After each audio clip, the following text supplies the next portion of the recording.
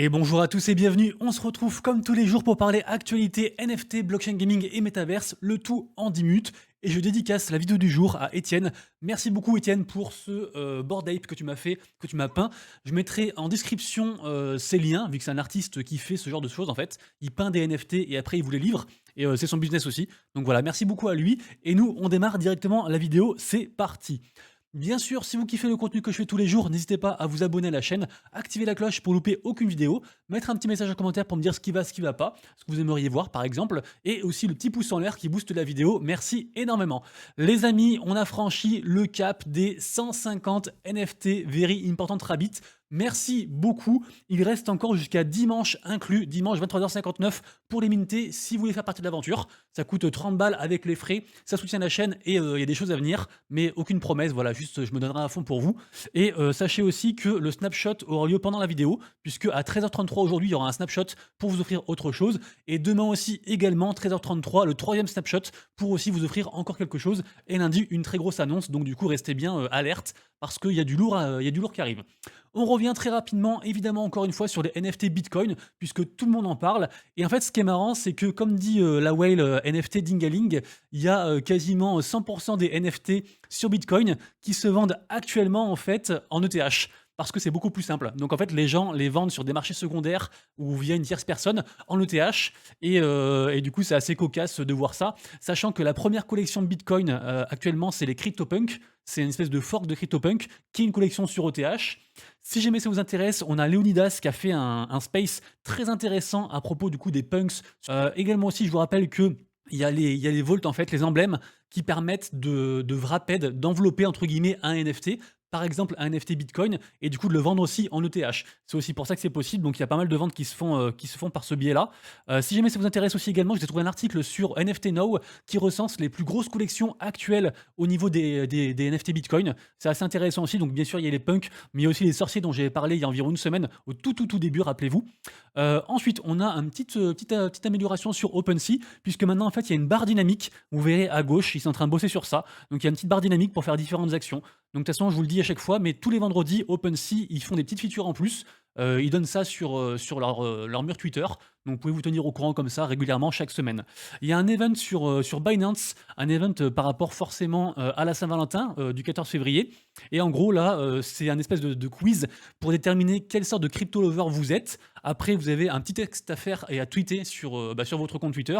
Et il y aura pas un classement, mais il y aura un tirage au sort parmi les meilleurs. Donc à la fois un classement, à la fois un tirage au sort. Et il y a 500 BUSD à gagner en fait pour chaque personne. Donc plutôt sympa. Donc si vous voulez faire ça, ça mange pas de pain, vous aurez le lien en description. On va ensuite parler du Musée national d'art moderne, le Centre Pompidou, puisqu'ils ont acquis 18 NFT, dont 2 qui ont été donnés par Lava Labs. Lava Labs, énorme collectif. Les 2 qui ont été donnés, c'est pas n'importe quoi, c'est les CryptoPunks. Enfin, un CryptoPunk. Je vous rappelle que CryptoPunk, ils veulent vraiment s'inscrire dans une démarche d'art. Et aussi un autoglyphe. L'autoglyphe, c'est le premier NFT d'art génératif qui était complètement on-chain en fait, 100% on-chain. Et pour indication, le floor price, c'est genre 200 ETH ou 250, un truc comme ça. Donc c'est pas rien. Et du coup, très intéressant d'avoir une telle exposition sur un musée comme ça qui a une forte aura, même mondiale, hein, pas que française. Donc super intéressant. Il y a aussi un très bel article sous forme de PDF que le Centre Pompidou a fait par rapport aux collections NFT qu'ils viennent d'acquérir et qui en fait ils vont exposer ça du coup prochainement dans leur galerie. Donc vraiment du lourd, vraiment du lourd. On va ensuite parler de Realty. Realty, c'est quoi? C'est de la tokenisation immobilière. Donc c'est un peu une sorte de NFT d'immobilier, on va dire ça comme ça. Et je vous en parle parce qu'en fait dernièrement ils ont acquis, apparemment ça marche très fort pour eux. Ça fait un bout de temps qu'ils sont implantés et ils veulent être le leader forcément. Dernièrement en fait ils ont acquis 17 biens aux États-Unis, donc 17 baraques. Et ce qui est intéressant, c'est que le token coûte 50 $. Pour du coup participer, il faut avoir au moins un token, au moins acheter un token. Et de ce que j'ai compris, avec un token, on a un mini pourcent en fait de chacun des biens, des 17 biens. En fait, c'est un lot qui est en même temps. Donc c'est une sorte de diversification d'investissement. Je vous invite à dig tout ça. Moi, j'ai pas dig beaucoup plus que ça, mais je sais que beaucoup de monde parle du projet en bien. Donc je pense qu'un de ces quatre, il faudrait que je fasse le pas quand même et que je le digue beaucoup plus. On parle ensuite de Kevin Rose, le mec qui est... c'est le mec qui est derrière les Moonbirds et aussi le collectif Proof. On en parle beaucoup. Actuellement, il a une actualité qui est plutôt de l'ordre du drama.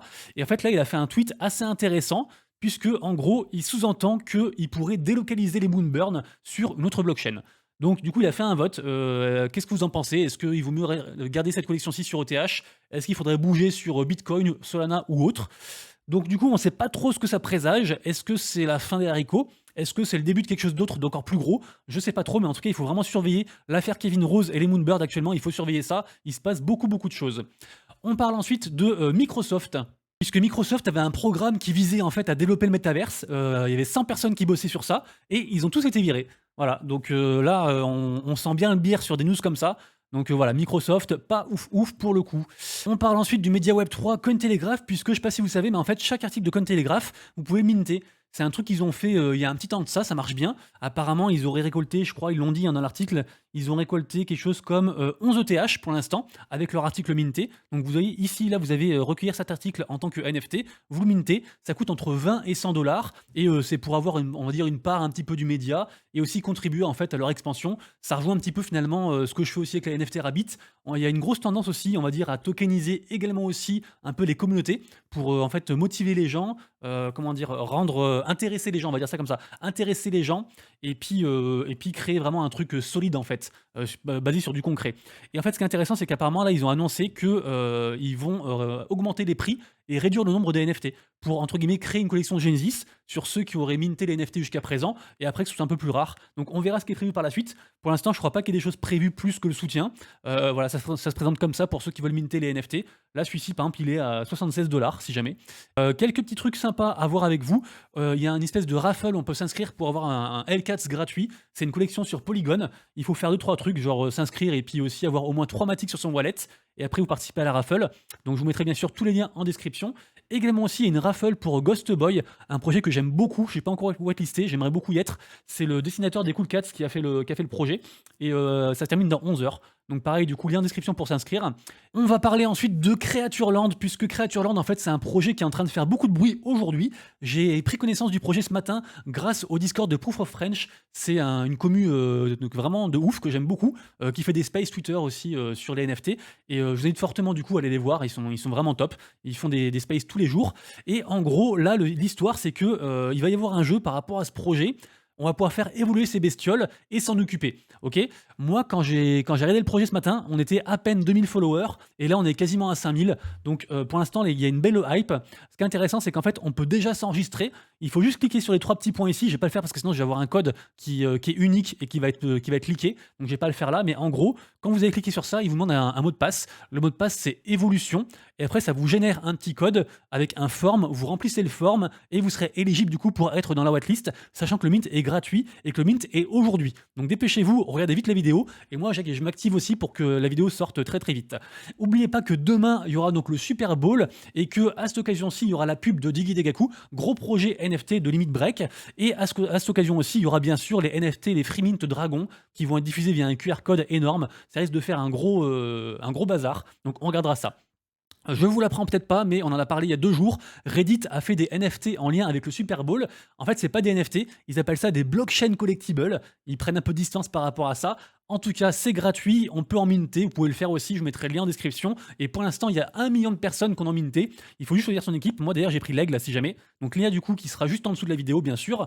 Je vous rappelle aussi que free mint, whitelist ou peu importe, il n'y a jamais de conseils d'investissement dans mes vidéos. Ce ne sont que des infos les plus neutres possibles. Je vous mets tous les liens et en fin de compte, il n'y a que vous qui pouvez savoir si vous voulez investir votre temps ou votre argent dans les projets. Donc d'ailleurs, en parlant de Reddit, apparemment Reddit s'est fait hacker. Ils se sont fait voler leur code source. Alors là, ça n'a rien à voir, mais du coup, j'ai appris ça, donc je vous en parle. Apparemment, c'est aussi arrivé à Riot, ceux qui sont derrière League of Legends. Et j'ai aussi appris qu'il y a des gens en fait qui ont réussi à contourner le programme, comment dire, les filtres en fait de ChatGPT pour en fait demander à ChatGPT de générer des programmes malveillants pour hacker les gens. Donc il se passe beaucoup de choses. Là, j'ai vu au niveau news négative. Je vous mettrai ça. C'est un article que j'ai trouvé très intéressant qui parle de plein de trucs comme ça sur lacryptomonnaie.net. Donc voilà, ça sort un peu du cadre, mais je trouvais ça intéressant, donc je vous en parle. Le 15 février, il y aura des boîtes très intéressantes. C'est les Nifty Box. Nifty, c'est une grosse plateforme, c'est un gros, comment dire, ouais, une grosse boîte qui officie sur la blockchain Wax. Ils font des NFT, ils font plein de trucs. Ils soutiennent des projets aussi. Et en gros, cette boîte, ce sera quoi? Ce sera un petit peu une sorte de carte VIP de laisser passer pour avoir du coup des mints, des whitelists, pas mal de choses comme ça. Donc moi, j'en prendrai une, du coup, ce sera le 15 février, donc dans 4 jours. Donc tenez-vous bien au courant. Au niveau des collections à surveiller, aujourd'hui, je surveille la collection Puma, puisque Puma, je vous rappelle que, donc Nitro Puma, qui coûte actuellement 0,4 ETH, je vous rappelle que Puma, en fait, ils ont annoncé dernièrement qu'ils allaient faire une seconde collection. Alors, des gens disent que ça vaudra 4 ETH, d'autres un peu moins, donc on verra ça. Ce qui est sûr, c'est que du coup, c'est pour fêter les 60 75 ans, ce sera un très gros truc et du coup, peut-être que ça va aussi driver, on va dire la première collection, les, NFT Nitro ici, donc on suivra ça. En tout cas, je regarde et ça me fait penser aussi parce qu'ils ont fait un space Puma dernièrement avec Lost Realms, qui est un très gros projet, gaming NFT que j'aime beaucoup et du coup, je suis en train de dig un petit peu l'écosystème parce qu'eux, ils sont très amis avec, Forgotten Runes, qui est aussi un très gros projet et en fait, il y a plein un peu d'implications comme ça. Souvent, c'est des groupes qui s'entraident sur différents projets pour, faire un peu un cercle vertueux. Donc je suis en train de dig un peu tout ça et puis, si vous voulez, je vous donnerai mes résultats de recherche, à l'occasion. Je suis aussi en train de dig aussi Load Punks puisque, tout le monde en parle, c'est le floor price a fait des dingueries. Le floor price, il est actuellement à quasiment 1,7 ETH et là, il y a une très, très grosse hype, que ce soit au niveau du Discord, du Twitter, de partout. Également aussi aujourd'hui est sortie, la collection Earth Pits. Donc moi, j'en ai reçu un vu que j'avais minté, comment on appelle ça? En offre, en enchère. J'en ai repris quelques-uns aussi. Pourquoi? Parce que en fait, la collection est push par Kungs, par 9gag CEO, le mec de Memland, par pas mal de choses comme ça, donc j'ai envie d'y croire. Ils sont tous potes. Il y a encore Kungs qui a fait une vidéo, pardon, qui a fait une photo, ce matin, enfin ce matin, du coup c'est le soir pour eux je pense, vu qu'ils sont pas en France, mais en gros, dans sa photo, il y avait lui, il y avait, le mec qui s'occupe du marketing de Mocaverse, donc Animoca Brands, il y avait le mec de ObliveX, pareil, OliveX, pardon, c'est aussi un projet du même style, il faudra aller dessus, je pense aussi. C'est un free mint, pour l'instant, j'ai pas wetlisté, mais j'irai dessus, j'en ai déjà parlé pas mal de fois, je continuerai à en parler. Et il y avait aussi, bien sûr, le mec aussi, enfin, en gros, tous ces mecs-là, quoi. Voilà. Donc, du coup, moi, j'ai envie d'être hypé là-dessus. Je fais attention, j'en ai repris à 0,19. Pour l'instant, c'est 0,23, donc on suivra ça, bien sûr. NFA Dior. Surtout que vu que j'en ai pris, peut-être que je suis moins objectif. Donc voilà, prenez un peu de recul. Ça, on s'en fiche, c'est une collection encore, méfiez-vous, hein, toutes les collections comme ça qui essaient de surfer un peu sur la hype, des NFT Bitcoin, méfiez-vous, c'est très très dangereux. Nitro Puma, j'en ai parlé, donc j'enchaîne. Ensuite, ça, c'est quoi? C'est la collection The 75 sur Solana, dont j'ai parlé déjà il y a 3 jours, que j'aime toujours beaucoup, qui brasse beaucoup de volume, mais qui pour l'instant, en fait, n'explose pas. Donc du coup, je continue à suivre ça et je risque d'en acheter. Ensuite, on va parler de Solana Monkey Business qui est en train de prendre peut-être la première place au niveau des collections NFT puisque dernièrement, le floor price a repris encore, quasiment, 15 soldes de plus et je vous rappelle que c'est une des plus anciennes collections de Solana. Ils ont un très gros DAO, ils sont très puissants, ils ont leur entrée partout et vu que Daygods est en train de partir, peut-être que du coup ce sera eux du coup les prochains, la prochaine, première collection de Solana. Donc on suivra ça, du coup je regarde. C'est hors de prix pour moi mais je suis quand même ça. Toujours au niveau de Solana, on peut ça y est minter les passes. On peut minter les passes R2, par rapport au Solana Mobile. Donc du coup un téléphone, mobile, accès Web3. Donc voilà, pour ceux que ça intéresse, vous aurez bien sûr le lien en description. Aujourd'hui, il y a le mint de Coco dont j'ai parlé hier. Il y a aussi le mint de Squirrel Legends, que j'aime bien d'ailleurs, je vais aussi observer ça. Au niveau gaming, sachez que, je parle toujours de Dookie Dash, le jeu des Bored Ape. Ils sont toujours en train de réfléchir à qui a gagné. Ils vérifient aussi, je pense que personne n'a triché. Et en fait, j'ai appris aussi que le 22 février, eh ben, il y aura un event particulier, un espèce de petit event, un peu marrant. On pourra capturer des crapauds. Enfin, je dis on, mais c'est les gens qu'on dépasse, a priori. Donc, ils pourront capturer des crapauds. Et apparemment, il y aura aussi une récompense en plus pour les 500 meilleurs scores de Dookie Dash. Donc, je pense qu'il faudra suivre ça aussi. De toute façon, vous avez ici la petite timeline, la petite roadmap en fait qu'ils ont fait sur leur site. Donc, du coup, prochain event le 22 et après, prochain event le 8 mars. Apparemment, c'est l'invocation. Donc, je pense que ce sera le truc, le plus poussé. Sûrement aussi en lien avec, carrément Otherside. Je sais plus si j'en ai parlé, sinon j'en reparlerai après. Je sais pas où est l'article. Mais en gros, Otherside, le land des. Comment on appelle ça? Ouais, les lands des Bored Ape, le métaverse des Bored Ape. Ils sont en train de leak plein de vidéos sur ce qui s'y passe à l'intérieur et je pense que ce sera du lourd. Donc peut-être que du coup il y aura un lien finalement entre, cet event là et puis, forcément Otherside. Je pense que oui. On va ensuite parler de finance dans le monde du Web3 et particulièrement du gaming, puisqu'on a la plateforme Ajuna qui vient de lever 5 millions de dollars en plus. Donc ils ont levé 7 millions de dollars. En gros, l'écosystème, c'est un petit peu comme, un Anji ou, j'allais dire un Ultra ou des choses comme ça. C'est des écosystèmes gaming qui font beaucoup, beaucoup de choses. Entre autres, dans leur investisseur, entre autres, ils ont encore une fois Animoca Brands.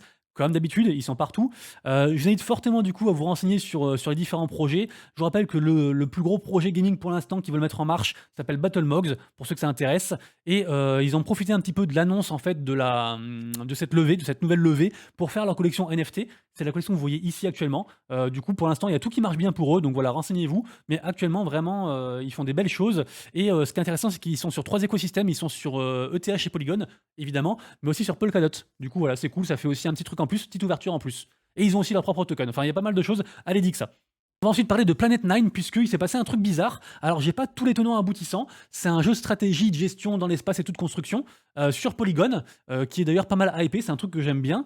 Et apparemment, en fait, quand on est dans le jeu, il y a tellement d'interactions de contrats que, il y a quelques jours, c'était hier ou avant-hier, les fees ont explosé sur Polygon parce qu'en fait, les gens jouaient au jeu et du coup, il y avait trop d'interactions, donc ça a tout explosé. Donc je sais pas trop où ça en est. Si quelqu'un est sur le projet, dites-le moi. Mais voilà, c'était un peu bizarre. Apparemment, ce serait une erreur des devs parce que c'est pas censé, il est pas censé y avoir autant d'interactions de contrats en fait dans le projet quoi. Enfin, quand on joue au jeu, je veux dire. Ensuite, undeads.com, c'est assez intéressant. C'est un article qui est paru sur le journal du coin. C'est un jeu, c'est un play to earn de zombies assez intéressant puisque la mécanique, et ça reste du play to earn, mais en gros, les gens vont pouvoir choisir un métier et se rendre utile pour les autres, et c'est comme ça qu'ils vont progresser dans le jeu. Ils veulent aussi faire un métaverse. Le jeu est quand même suivi par pas mal de personnes, je crois quasiment 50 000 personnes sur Twitter, j'avais vu. Je vous mettrai le truc ici, voilà, quasiment 50K. Donc après, ça veut rien dire, mais ça reste une indication à prendre en compte. Et apparemment, ils ont aussi levé quasiment 800 000 dollars, un peu plus. 850 000 dollars, ils ont levé pour leur premier tour de table. Donc du coup, assez intéressant. J'ai envie de me renseigner un peu plus. Donc on suivra ça en tout cas. Pour ceux qui sont intéressés, bien sûr, tous les liens en description. On bouge du côté de Star Atlas, le jeu sur Solana, peut-être le plus gros jeu sur Solana, qui souffre encore de l'impact de FTX.